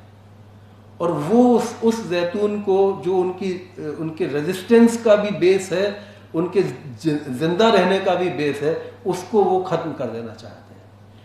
तो वहाँ से जेरूसलम की दूरी, जहाँ पर मैं था बेतलहम, वहाँ से जेरूसलम की दूरी बमुश्किल 10 किलोमीटर है। बेतलहम वो शहर है जहाँ पर ईसा मसीह का जन्म हुआ, ऐसा बताया जाता है। चर्च ऑफ नेटिविटी वहाँ है जहाँ पर कि ईसा मसीह का जन्म स्थान बताया जाता है। वहाँ से 10 किलोमीटर दूर जेरूसलम है जहाँ पर कि ईसा मसीह को क्रूसीफाई किया गया था, ऐसा बताया जाता है। और रिफत कसीस या मेज़ या जो लोग वहाँ पर ईसाई हैं, मुसलमान हैं, लेकिन जो फ़िलिस्तीन की आज़ादी के लिए लड़ाई कर रहे हैं, उन्होंने मुझे बताया कि वो उस 10 किलोमीटर के फासले को 30 बरस से नहीं पूरा कर पाए हैं। उनके रिश्तेदार वहाँ रहते हैं, वो यहाँ नहीं आ सकते, ये वहाँ नहीं जा सकते। और हम लगभग 30-35 मील के फासले पर थे, क्योंकि फ़िलिस्तीन अपना पूरा ही, अगर आप इज़राइल फ़िलिस्तीन, मैं तो ये कहते ही नहीं हूँ कि इज़राइल है कोई, क्योंकि दरअसल मुल्क तो एक ही है फ़िलिस्तीन। उस फ़िलिस्तीन के भीतर अगर आप देखेंगे तो उस लंबे मुल्क के भीतर जो उनकी जगह है, एक तरफ समंदर है जहाँ गाज़ा का वो लगा हुआ था, गाज़ा का हिस्सा था, उस समंदर से उनको वंचित कर दिया गया है। जैतून के दरख्त उनके काटते जा रहे हैं। जो रेगिस्तानी इलाका था, जहाँ धूप है, जहाँ अंडरग्राउंड वाटर है, उसको लूटते जा रहे हैं। उनको हाइजीन के साथ रहने नहीं दे रहे। उन्होंने ये बताया कि ये 10 किलोमीटर का फासला तय करना एक फ़िलिस्तीनी के लिए इतना नामुमकिन है कि जिसकी हद नहीं। वहाँ से जेरूसलम में भी एक यूनिवर्सिटी है, जेरूसलम यूनिवर्सिटी, और यहाँ जो बेथलहेम यूनिवर्सिटी है वो, तो जेरूसलम में रहने वाले फ़िलिस्तीनी लोग जेरूसलम यूनिवर्सिटी में नहीं जाते, क्योंकि वहाँ अधिकतर इजरायली स्टूडेंट्स हैं जो ज्यूज़ हैं, और उनको पढ़ाया भी ऐसे ही जाता है और उनके साथ दोयम दर्जे का व्यवहार किया जाता है, और इसलिए वो जेरूसलम से इधर आते हैं और उनको 10 किलोमीटर का फासला तय करने में 3 से 4 घंटे लग जाते हैं। उनको गेट पर रोक दिया जाता है। जो मैंने बताया कि 19-20 साल के आईडीएफ के सोल्जर्स हैं, वो उनको रोकते हैं, उनके साथ बदतमीजी करते हैं, रोक करके घंटों रोके रख सकते हैं। एक वीडियो मुझे वहाँ की जो फॉर्मर मेयर थी, जो फतेह पार्टी की थी बेथलहेम की, उन्होंने एक वीडियो दिखाया जिसमें कि किसी ने खुफिया कैमरा लगा करके शूट किया हुआ था, जिसमें वो औरतों को, जो फ़लस्तीनी औरतें हैं अपने बच्चों को स्कूल लेने जा रही हैं या कहीं और जा रही हैं, उनको किस तरह से परेशान कर रहे हैं। तो इजरायली ज्यूज़ जो सैनिक हैं वो कह रहे हैं ये अरब की औरतें तो बहुत खूबसूरत हैं। तो वो दूसरी औरत जो इस बात से खफा हुई, जो लड़की थी सोल्जर, वो उसका सिर पकड़ करके मतलब बिना किसी रीज़न के, बिना किसी प्रॉम्प्टनेस के, वो ले जा करके उसको बेइज्जत करती, बाल पकड़ करके ज़मीन पर लगा देती है। इस तरह की बेइज्जती जो मुझे बाद में जेनिन में बताया, जेनिन जो जगह है, एक रिफ्यूजी कैंप है, 80 के दशक से वहाँ कायम है और बहुत बड़ा रिफ्यूजी कैंप रहा है वहाँ। उस जेनिन को भी वो लोग तोड़ते जा रहे हैं। यानी जो पहले ही आपने तबाह करके उनको रिफ्यूजी बना दिया और फिर रिफ्यूजी बना करके उनको 3-4 मंजिला दड़बे बना करके दिए जिसमें वो लोग रहा करते थे, और वहाँ पर रहने वाले लोगों को भी उन्होंने फिर बराबर फिर से तोड़ना शुरू कर दिया। उनके मकानों पर बुलडोज़र चलाना, जेसीबी चला करके ख़त्म करना, वो सब शुरू किया। और जेनिन में मुझे बताया कि पूरी सोसाइटी के भीतर, मैंने कहा कि ये लड़कियों को छोड़ने अगर माएँ जाती हैं या बच्चों को छोड़ने स्कूल में अगर माएँ जाती हैं तो पुरुष क्यों नहीं जाते? तो उन्होंने कहा कि पुरुषों की बेइज्जती ज़्यादा होती है, इसलिए महिलाओं की हो सकता है एक बार ना हो, इसलिए महिलाओं को भेज दिया जाता है। और पुरुष जो हैं वो एक पैट्रियार्क सोसाइटी है, तो डोमेस्टिक वायलेंस की घटनाएं बढ़ गई हैं। नौकरी रोज़गार किसी तरह की कोई चीज़ नहीं रहती। आदमी, मतलब ये शायद मेरा ऑब्जर्वेशन था कि फ़लस्तीन के मर्द जो हैं वो सिगरेट बहुत ही, यानी इस अंदाज में इतनी ज़ोर से पीते हैं कि ऐसा लगता है कि ज़िंदगी की आखिरी सिगरेट पी रहे हैं। वो इतनी ज़ोर से सिगरेट पीते हैं। तो उन्होंने बताया कि सिगरेट पीते रहते हैं और जो उनका फ्रस्ट्रेट होते हैं बुरी तरह, और घर में फिर झगड़े होते हैं। तो जेनिन की कई स्कूली लड़कियों ने हमारे सामने अपने बयान दिए, और जिनमें से एक लड़की का बयान मेरे लिए बहुत याद में रहा कि उसने कहा कि मुझे इस बात से बहुत दुख होता है कि हमारे पास पहले 4 घर का मकान था, फ्लैट था, अब तोड़ दिया गया तो एक ही घर का फ्लैट है। पहले हम लोग अलग कमरे में पढ़ाई कर लिया करते थे, अब उसी कमरे में खाना भी बनता है, हम सोते भी हैं और उसी कमरे में पढ़ना भी पड़ता है। और हमारा स्कूल भी तोड़ दिया गया। तो अब हमें जो यूनाइटेड नेशंस की एक एजेंसी है UNRWA, UNRWA, उससे ऑनलाइन क्लासेस दी जाती हैं, वो भी हफ्ते में 3 दिन। लेकिन हम पढ़ना चाहते हैं ताकि पढ़ कर के हम अपनी बात को लोगों तक फ़िलिस्तीन के हालात को लोगों तक पहुंचा सकें। फिर उसने कहा कि इन सब वजहों से तो मुझे रोना आता है, लेकिन इससे ज़्यादा रोना मुझे इस वजह से आता है कि मैं इन छोटी वजहों पर रो रही हूँ, जबकि गाज़ा में मेरे और साथी वहाँ इससे भी कितने ज़्यादा बुरे हालात में रह रहे हैं। तो ये हालात फ़िलिस्तीन के थे। मेरे सामने किसी का कत्ल नहीं हुआ, मेरे सामने मैंने कतार लगी देखी, जहाँ हम लोग, चूँकि एक फॉरेन पासपोर्ट था हमारे पास तो हमें आसानी से निकल जाने दिया, लेकिन एक कतार लगी हुई थी फ़िलिस्तीनी लोगों की, जिनको कि इधर से उधर या उधर से इधर आना है, और वो आसान नहीं। और कई ऐसे इलाके देखे, माइनिंग इस कदर, यानी मैंने बाद में पता किया कि इन लोगों के पास में आमदनी का ज़रिया क्या है। तो जैसे फ़लस्तीनी किसानों के पास तो जैतून का है, खेती है उनकी, और बहुत ही दुनिया के खूबसूरत और बहुत ही लजीज किस्म के संतरे शायद मैंने वहीं खाए, लेकिन इन सब चीज़ों का उनके पास में बहुत, उन तक रुक पाना बहुत मुश्किल होता है, क्योंकि लूट लिए जाते हैं। लेकिन आमतौर पर मजदूर तबके के पास में किस तरह की चीज़ें मुहैया हैं, तो इजरायली लोग उनको ले जाते हैं काम पर, उनके वर्क वीज़ा हैं, और वर्क वीज़ा की वजह से उनको शाम तक वापस लौटना पड़ता है। अगर वो नहीं आए तो उनके खिलाफ गिरफ्तारी वारंट शुरू हो सकता है, अपने इलाके में वापस लौटना पड़ता है इन हालात में। और फिर जो आप लोगों को पता भी होगा कि पूरे फ़िलिस्तीन और इजराइल के इलाके को ए, बी और सी 1967 के नहीं, ओस्लो अकॉर्ड के बाद, शायद ओस्लो अकॉर्ड के बाद में उसको 3 हिस्सों में बांटा गया, कि जहां एक जगह पैलेस्टीनियन एडमिनिस्ट्रेशन का कब्जा रहेगा, एक जगह उनका मिला जुला कब्जा रहेगा। तो उसमें ये इस बात पर बहुत ही मुझे आश्चर्य हुआ कि एक इलाके के भीतर, खासतौर से नाबलूस और एक जवाबदेह नाम का गांव था, वहां मैंने देखा कि तमाम पुरानी कारों के मलबे और ट्रक टायर्स जो थे वो पड़े हुए थे, हजारों की तादाद में पड़े हुए थे। तो मैंने पूछा कि क्या इसकी वजह क्या हो सकती, तो उन्होंने कहा कि ये दरअसल सी एरिया है, तो इस एरिया में ला करके वो अपना कबाड़ जो है, तो एक तो सीवरेज भी वो फिलिस्तीन में डंप करते हैं इजरायली, और दूसरा अपना सारा कबाड़ भी वो फिलिस्तीन के इलाके में ला करके छोड़ जाते हैं। उसको भी तोड़ फोड़ करके फिलिस्तीनी लोग अपनी ज़िंदगी चलाने का कुछ बनाते हैं। लेकिन मैं करीब 12 दिन वहाँ था, और ये 12 दिन मेरी ज़िंदगी के एक शायद सबसे, मैं समझता हूँ कि सबसे ताकत देने वाले, सबसे ज़्यादा उम्मीद देने वाले, और इस बात में यकीन पुख्ता करने वाले कि आज़ादी की चाहत को दबाया नहीं जा सकता, और ये लड़ाई जीत ली जाने तक लड़ी जाती रहेगी। शुक्रिया। मैं आपको चंद स्लाइड्स वहाँ की प्रोजेक्टर के मार्फत, वो इस नक्शे को अपने साथ ले जाने की कोशिश कर रहे थे, तो उनको तेल अवीव के एयरपोर्ट पर रोक दिया गया।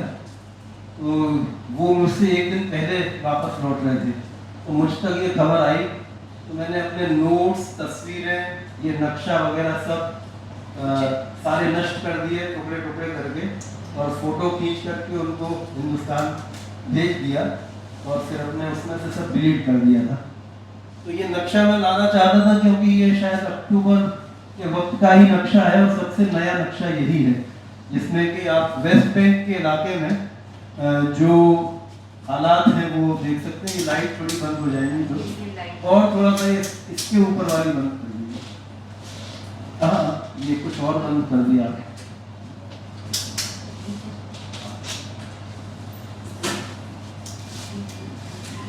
तो मैं थोड़ा सा नजदीक ला करके आपको ये नक्शा दिखाता हूँ जी। ये जेरूसलम आपको दिख रहा है, और बेथलहेम, ये कर्सर पर अगर देखेंगे तो ये जेरूसलम है, और ये बेथलहेम, और ये जो पीली लाइनें हैं, ये उनकी इरादा है कि इन सब पीली लाइनों को वो बाउंड्री वॉल, जिस ईविल वॉल की मैंने जिक्र किया, ये पूरे उसको इस तरह से घेर देंगे। ये जो नीला इलाका है, ये सारा का सारा इलाका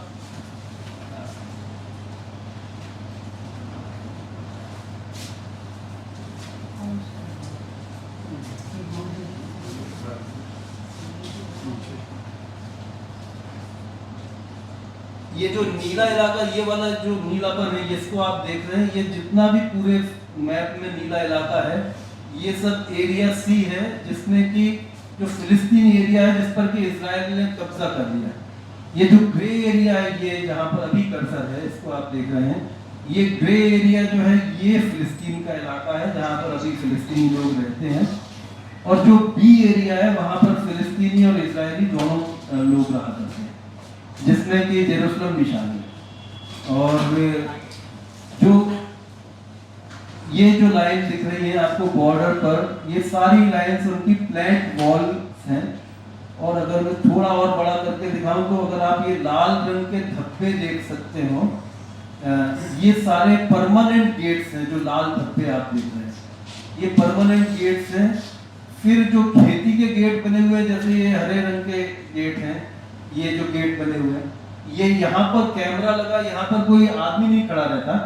लेकिन जैसे हम लोग एक गांव में जाने की कोशिश कर रहे थे जहाँ स्कूल को तोड़ दिया गया था, तो वहां पर ये गेट ऑटोमेटिकली बंद हो जाते हैं और फिर वो कब खुलेंगे आप नहीं पता कर सकते। तो हमारी गाड़ी नहीं जा सकती थी उस गांव में। फिर वो करीब यानी जो चीज 100 कदम की दूरी पर थी, वो वहां पहुंचने में हमें 15 किलोमीटर का एक राउंड और लेना पड़ा।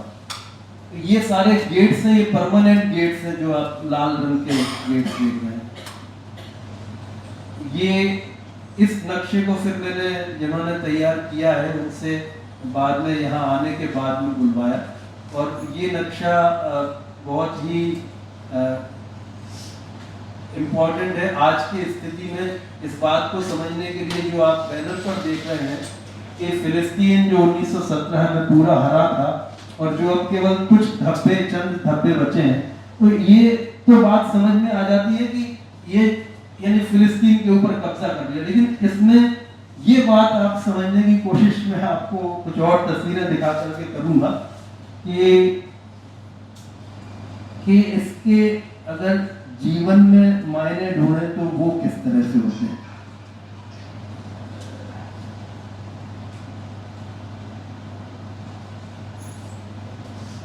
जैसे ये एक आप देख रहे हैं कि ये कार जा रही है और ये सामने ये नया सेटलमेंट बन रहा है। तो इस पहाड़ के ऊपर जितने भी दरख्त दिख रहे हैं, जो जैतून के दरख्त हैं, इन सबको काट दिया जाएगा। इन सब की जगह पर बिल्डिंग्स बनेंगी। और ये जमीन अभी फिलिस्तीन के कब्जे में है, लेकिन इस पर कब्जा वो अपना टावर खड़ा कर चुके हैं और उन्होंने कब्जा करना शुरू कर दिया था जब मैं वहां पर था। तो वहां कंस्ट्रक्शन ऑलरेडी होने लगा था। इस पूरी ये दीवार बना दी है। तो वो इस तरह से सेटलर्स को लाकर के बाहर के मुल्कों से बसाते हैं और फिर उनको ये सुरक्षा देते हैं कि अब तुम आसपास के खेतों पर कब्जा कर लो, तुम्हें कोई रोकने वाला नहीं। और दूसरी बात ये कि ये जो लोग यहाँ आकर के बसेंगे, अगर इन्हें तेल अवीव जाना है तो इनको इस फिलिस्तीनी के गांव से या दूसरे शहरों से होकर के गुजरना पड़ेगा। तो उन्हें गुजरने के लिए, उनसे पूरी तरह प्रोटेक्ट करने के लिए उनको बख्तरबंद कर देते हैं। तो आप एक ऐसी जगह पर लोगों को नफरत के साए में बड़ा कर रहे हैं और उनके बाजू में रहना है।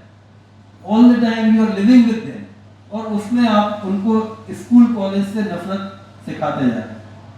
तो ये हाल है। और ये वो गांव था जिसमें स्कूल को तोड़ दिया गया। तो फिलिस्तीन के बच्चे हैं, उनके साथ हम लोगों ने, वहाँ जो टीचर था उसका हाथ उन्होंने ये तोड़ दिया था, उसका हाथ ही तोड़ दिया था। ये बच्चा था, मेरे पास पेन था, वो लेने के लिए आया। ये जो है ये मस्जिद अल अक्सा की मीनार है। मुझे वहाँ जाने नहीं दिया था। मुसलमानों को ही वहाँ जाने की परमिशन रहती है या टूरिस्ट को, लेकिन वो किसी एक दिन खास पर रहती है। तो मैंने दूर से, ये जेरूसलम का इलाका है और मुझे अयोध्या की काफ़ी याद आई, क्योंकि अयोध्या में ऐसे बहुत सारे इलाके हैं जहाँ पर कहा जाता है कि यहाँ राम पैदा हुए थे, यहाँ राम पैदा हुए थे। ऐसे ही ईसा मसीह के पैदा होने के भी वहाँ घर घर में मतलब छोटे छोटे वो बने हुए। ये अभी मैं गया था 3 महीने पहले, नवंबर। ये भी जेरूसलम है, ये जैतून है,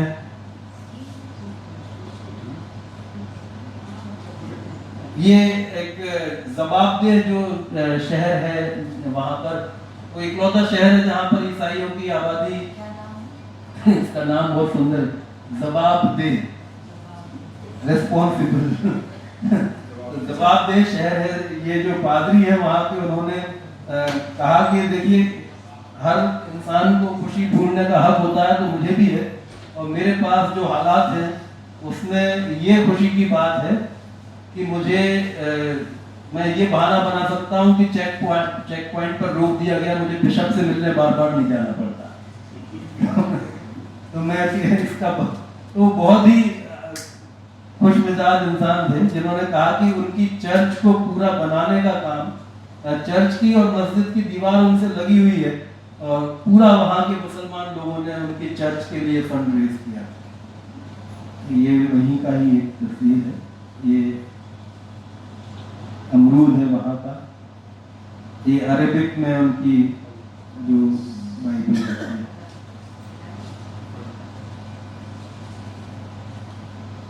ये देख रहे हैं, ये सेटलमेंट है जिसमें कि बाहर से लोगों को ला करके बसाया जाता है। ये आप देख रहे हैं, इतने बड़े बड़े बंगले हैं, और इनका जो टॉप है ये यूरोप स्टाइल में तिकोना बनाया हुआ है। ये आर्किटेक्चर वहाँ का, जो जबकि वो ऐसा नहीं था, वो टॉम किस्म का रहता था, जो पुराने घर मैंने वहाँ पर देखे।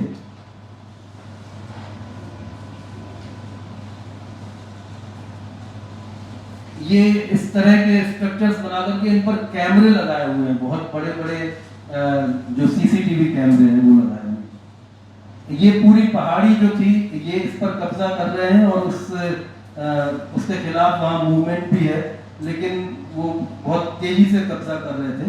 ये पूरी पहाड़ी, इसमें जो लोग मेरे साथ आए थे और जो वहाँ 10-20 साल से आते जाते रहे हैं, उनका कहना था कि यहाँ पर पूरा एक गांव शहर जैसा हुआ करता था, जो यहाँ पर कि अब उसके कुछ निशानात भी मौजूद नहीं रह गए, उन्होंने सब खाली करवा दिया।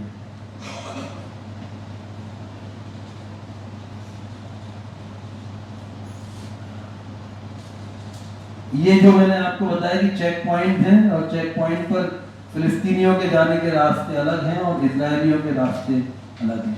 ये चौराहों पर यासिर अराफात सहित और बहुत सारे लोगों के जो वहाँ के शहीद हैं उनके, ये बेतलहम के भीतर, क्योंकि बेतलहम पूरी तरह फिलिस्तीनी एडमिनिस्ट्रेशन के अंदर है, तो वहाँ पर इन शहीदों के तस्वीरें रहती हैं।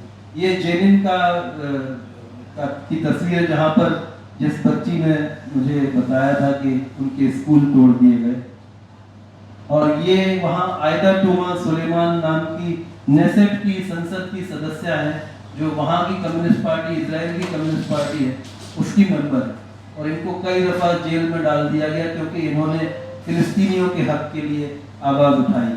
तो आदमी कौन है?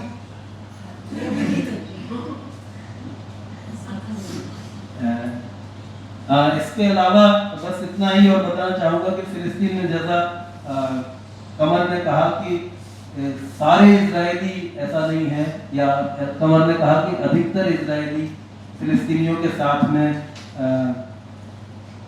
कोई अशांति नहीं चाहते, नफरत नहीं करते, लेकिन ऐसा भी मुझे बताया गया, जो आयदा टूमा सुलेमान ने, या एक लड़का है 26 साल का आंद्रे एक्स, जो कि बहुत बड़ा इन्फ्लुएंसर है, मिलियंस उसके वो है, वो रूसी मूल का है, और 3 बरस पहले ही इजराइल आया अपने दादा दादी के पास, क्योंकि यूक्रेन के साथ जंग शुरू हुई थी।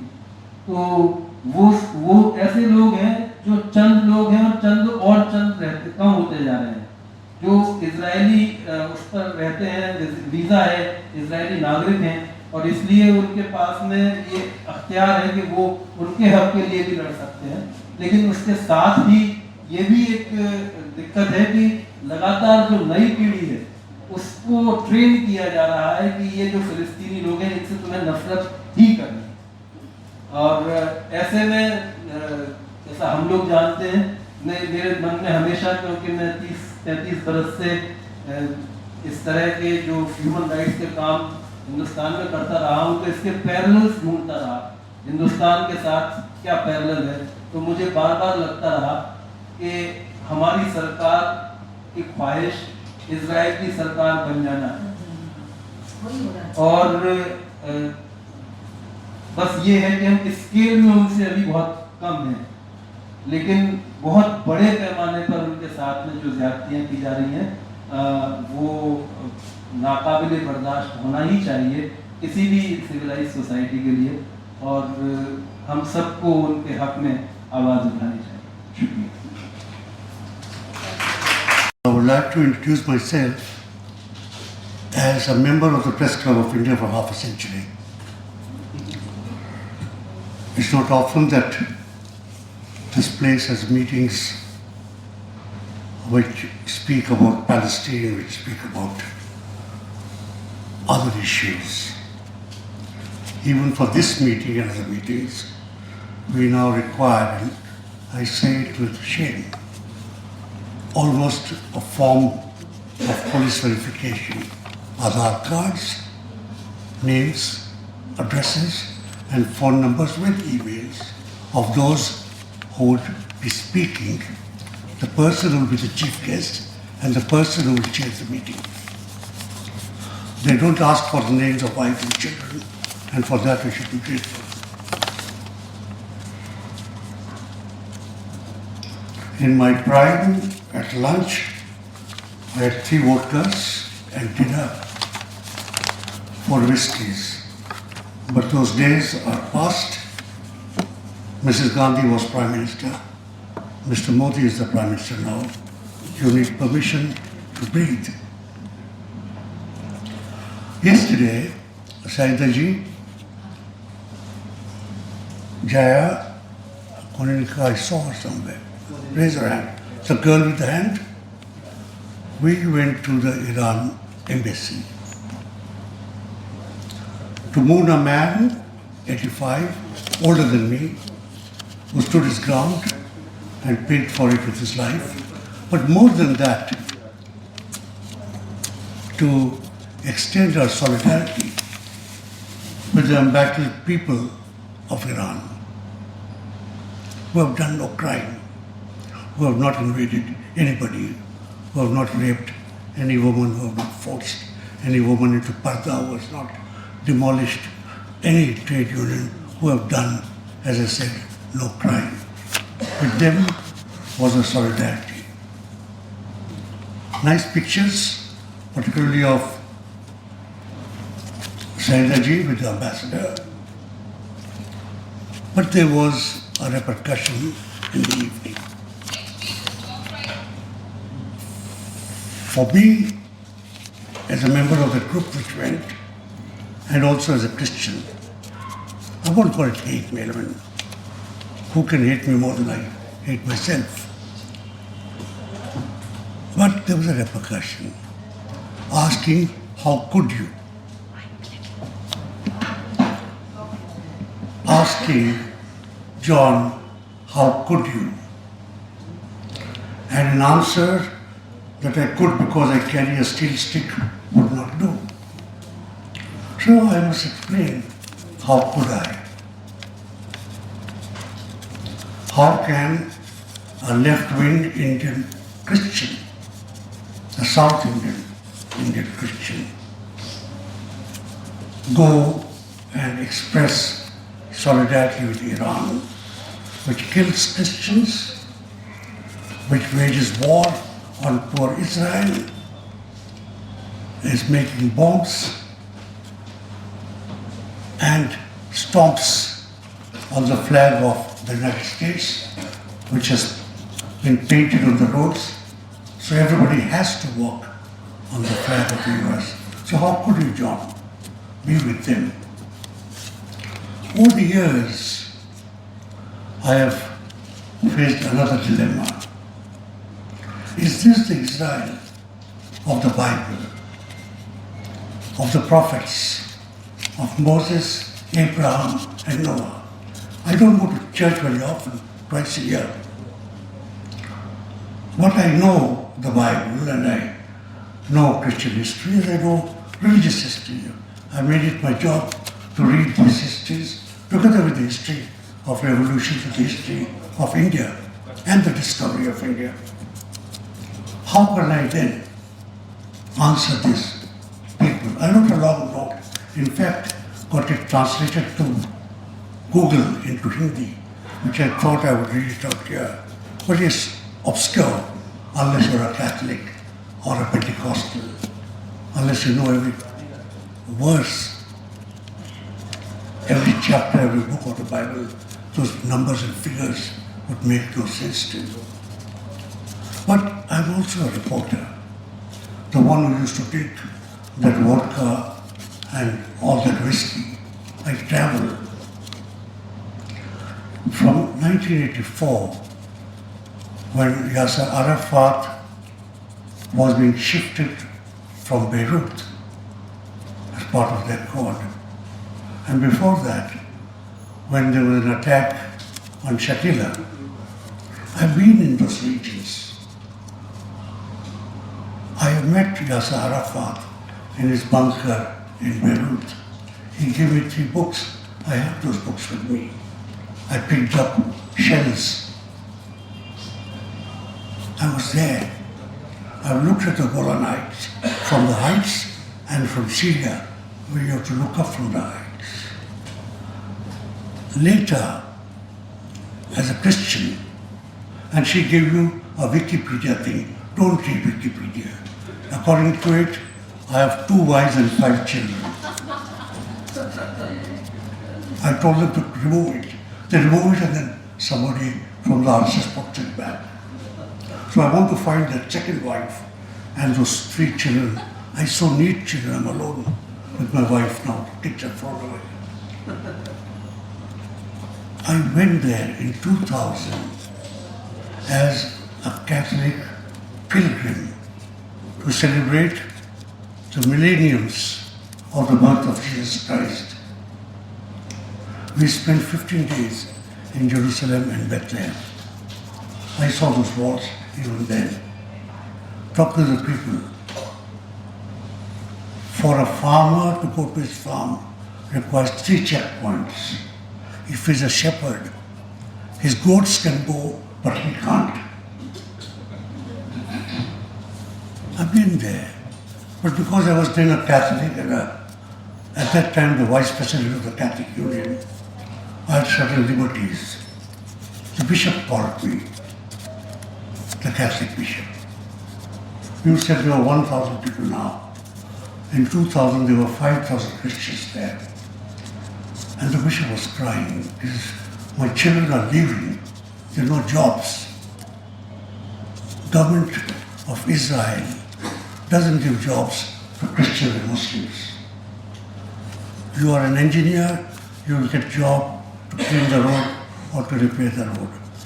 Children are going away to Australia, to New Zealand for menial jobs, but to get away from there. 20 years, from 5,000 to 1,000, another 20 years, the bishop foresaw it. He said, John, there will be a day when there will be no Christian in Bethlehem. And John, tell me, what will happen to Christianity in the world if there is no Christian in the place where Jesus Christ was born? If you're born of a Christian mother, as I was, it sends shivers down your spine to your very soul, the one on your feet and the one inside your heart. What will happen? Because to many in India, it's a revelation that the Arabs were Christians as much as the Arabs were Persians in Iran. It's a revelation. Is it so? I thought it was only Muslims and Jews. No. They're Christians, many Christians, old Christians, from the time of Jesus Christ. And they've suffered together with the rest. Intifada, the first protest, was, if not led by a Christian, started by one, a child who threw a stone at an Israeli patron. They're Christians, but also, as Comrade Vinit said, the Jews who were not the gun-toting soldiers, not the girls with a gun slung on the thing, a cigarette on the lip, ready to kill a Arab girl not those. They're nice people too. There's a big movement there, which only if you're a non-believing Christian like me can discover. It's called Jews for Jesus. It's a unique movement. And there are other movements too. Netanyahu, only when he wages war and kills children, seems to have Israel behind him. In other times, he is not a loved person, he's a hated politician. They would put him in jail forever if they could. The point I'm trying to make is, this is not the Israel of the patriarchs. They have no moral right. I challenge the very concept of the right to return. If there is a right to return, then I have that right too. Am I not a child of Adam, of Noah, together with Sidon? Are we not children of the same one God? Don't we have therefore the right to return all the way to Israel, to Tel Aviv, and to Jerusalem? This is a false right. It's not there in the scriptures. I'll tell you that as a student of scriptures and of the Constitution of India. There is no such law. There is no such divine right. This is the sort of divine right that the RSS seeks in India to give you another parallel Jaya. These are false divine rights. और अभी जो सबसे ज्यादा हमें लग रहा है कि अमेरिका जाकर के वेनेजुएला के प्रेसिडेंट को कैसे किडनैप करके ला सकता है, कैसे अरेस्ट कर सकता है, कैसे उनके ऊपर चार्ज लगा सकता है। अमेरिका कैसे तय कर सकता है कि ईरान में कौन सी सरकार बने। तो हर देश को अपनी सॉवरेनिटी की चिंता है और ये सबसे बड़ी लड़ाई है कि सारे देशों को जो यूनाइटेड नेशंस के मेंबर्स हैं सॉवरेनिटी मिले, और वो लड़ाई सबसे आगे बढ़ के ईरान कर रहा है। और ईरान के लोगों को हम सलाम करते हैं, ईरान देश को हम सलाम करते हैं कि वो सॉवरेनिटी की लड़ाई करें, और केवल ईरान की सॉवरेनिटी की लड़ाई नहीं कर रहा, पूरे वेस्ट एशिया के सॉवरेनिटी की लड़ाई कर रहा है। क्योंकि जैसा कमर ने बताया कि वेस्ट एशिया में जितने राज्य हैं, मोनार्कीज हैं, वो सारे के सारे वैसे ही गुलाम हैं अमेरिका के। उनकी कोई आर्थिक स्वतंत्रता नहीं है, उनके देशों में अमेरिका के मिलिट्री बेसिस हैं। अभी जब ईरान के ऊपर हमला हुआ, ईरान ने कहा कि मैं पहले से ही ईरान कहते जा रहे हैं कि यदि आपने हम पे हमला किया तो जितने अमेरिकन मिलिट्री बेसिस हैं वेस्ट एशिया में, हम उन सब पे हमला करेंगे। एक मिनट बात मत कीजिए प्लीज। यदि आपको अच्छा नहीं लग रहा तो आप नहीं कुछ और बात कर रहे थे तो उन्होंने कहा कि हम उन सब पे, और जब ईरान ने हमला किया तो हिंदुस्तान की सरकार ने कहा कि आपने ये गल्फ खाड़ी के देशों की सॉवरेनिटी पे हमला किया। नहीं, उन देशों की सॉवरेनिटी को कायम करने के लिए हमला किया गया, क्योंकि सॉवरेनिटी तो थी नहीं। जिस देश में एक दूसरे देश का मिलिट्री बेस है, वो देश सॉवरेन देश कैसे हुआ? और यदि उस मिलिट्री बेस पे ईरान ने लड़ाई की तो वो पूरे वेस्ट एशिया में सॉवरेनिटी की एक लड़ाई है, जो कि एक बहुत बड़ी लड़ाई है, और हम सब चाहते हैं कि इस लड़ाई को जीत करके वेस्ट एशिया का नक्शा बदला जाए।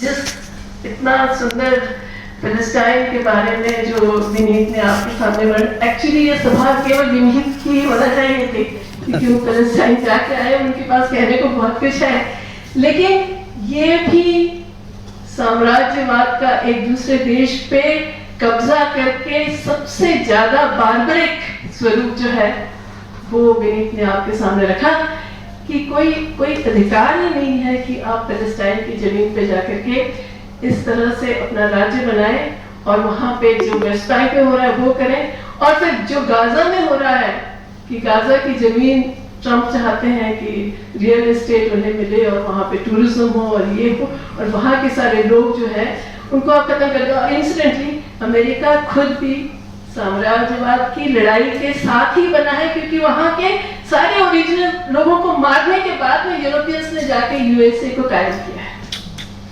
और जिस देश के ओरिजिनल लोगों को मार के आपने वहां पे अपना राज्य कायम किया, अब आप चाहते हैं कि उतना एरिया नहीं, हमें पूरे दुनिया के ऊपर राज्य करना है। और क्योंकि इकोनॉमिस्ट हूँ इसलिए मैं ये कहना चाहूँगी कि ये जो सब बहुत बार्बरिक स्वरूप है जो हर अखबार पढ़ने वाला देखता है और समझ रहा है कि साम्राज्यवाद पे हमला है, साम्राज्यवाद का देश की सॉवरेनिटी पे हमला है, एक्चुअली आर्थिक रूप से हर देश को वैसे ही अमेरिका ने गुलाम बना के रखा है न्यू लिबरल इकोनॉमिक ऑर्डर के अंदर। क्योंकि यूनाइटेड नेशंस तो फॉर्म हुआ, और बाय द वे ये भी मैं कहना चाहती हूँ कि यूनाइटेड नेशंस ने जब कहा कि हर देश को ये आज़ादी है कि वो अपनी सरकार बनाए, तो उन्होंने ऐसा नहीं कहा कि डेमोक्रेटिक सरकार बनाए। अमेरिका भी ये कहता है कि हम डेमोक्रेसी जाकर के वहां पे स्थापित करेंगे। यूनाइटेड नेशंस के चार्टर में ऐसा कोई पन्ना नहीं है जिसमें ये कहते हैं कि जिस देश में डेमोक्रेसी नहीं हो वहां पे किसी बाहर वाले देश को जाकर के हमला करने का अधिकार है। और ये तो पता ही है कि डेमोक्रेसी को किस तरह से डिफाइन किया जाता है। खैर मैं ये कह रही थी कि न्यू लिबरल इकोनॉमिक ऑर्डर के तहत द्वितीय विश्व युद्ध के बाद ही डॉलर को पूरे दुनिया की रिजर्व करेंसी बनाया गया। और डॉलर को क्योंकि पूरे दुनिया की रिजर्व करेंसी बनाया गया तो केवल वेस्ट एशिया के देशों का तेल नहीं चाहिए, वो वेस्ट एशिया के देश अपना तेल बेचेंगे और जो डॉलर कमाएंगे वो केवल डॉलर में ही बेचेंगे, किसी दूसरी करेंसी में नहीं बेच सकते। सद्दाम हुसैन ने ट्राई किया कि यूरो में बेचे तो सद्दाम हुसैन को खत्म किया गया। तो डॉलर में ही बेचेंगे और फिर वो जितने डॉलर कमाएंगे वो सारे अमेरिकन बैंक में जाकर के इन्वेस्ट करेंगे। तो तेल से जितना मुनाफा होगा वो सारा का सारा मुनाफा अमेरिका के हिस्से में रहेगा। यदि बांग्लादेश व्यापार करना चाहता है हिंदुस्तान के साथ, न बांग्लादेश की करेंसी डॉलर है न हिंदुस्तान की करेंसी डॉलर है, लेकिन हम व्यापार करेंगे डॉलर में, तो हमारे पास में आज़ादी नहीं है। यदि हमें ये जरूरत बना दी गई है कि हम डॉलर इकट्ठा करें, और वो डॉलर इकट्ठा करने के लिए हमें किस किस तरह के कॉम्प्रोमाइज करना पड़ते हैं वो अभी इंडो यूएस ट्रेड डील में हमारी सरकार ने हमें बताया। तो जिस सॉवरेनिटी के लिए लड़ाई हो रही है, जिस गुलामी का इतना भयानक रूप आपने देखा, और विनीत ने कहा कि उसे ऐसा लगता है कि हिंदुस्तान को कंपेयर किया जा सकता है इजराइल के साथ। मैं सोचती हूँ हिंदुस्तान को कंपेयर किया जा सकता है फिलिस्तीन का एक बहुत बड़ा माइल्ड फॉर्म ऑल्सो, क्योंकि हम खुद अपनी सॉवरेनिटी बेच चुके हैं। आज जब इतना बड़ा युद्ध हो रहा है और तेल की जरूरत है, हिंदुस्तान के पास तेल नहीं है, तो हमें पहले अमेरिका से परमिशन लेना पड़ रही है कि हम रशिया का तेल खरीदें या ना खरीदें। और अमेरिका नहीं चाहता इसलिए हम कंडेम नहीं कर सकते। अमेरिका नहीं चाहता इसलिए हम इजराइल के खिलाफ कुछ नहीं बोल सकते। हम इजराइल की पार्लियामेंट में जाकर के फादरलैंड और मदरलैंड की बात करते हैं। अपने देश की सॉवरेनिटी को बचाइए। Thank you.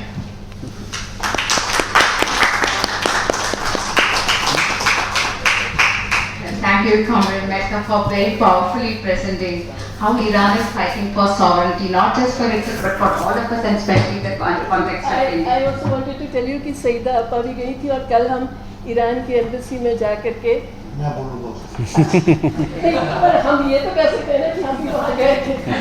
And also highlighting how the dollar is ruling. Now I would call upon Dr. John Dayal, a veteran journalist, a human rights activist, and a Christian political activist. He is a member of the National Integration Council of India, Secretary General of the All India Christian Council, and a past President of All India Catholic Union. He has been outspoken in opposition to communal polarization, bigotry, and spread of hatred between religious communities.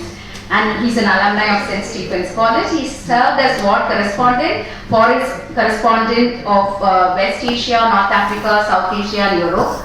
He was Editor Guild's treasurer, has been signatory to a statement by a group of journalists calling on India to return to the global nuclear disarmament agenda. And he continues to provide commentary and analysis in print and national TV and also radio. Dr. Dayal has headed the governing boards of several colleges in Delhi. He's also worked on issues such as displacement of tribal people, opposition to nuclear weapon, and forced disappearance and impunity. Over to Dr. John Dayal.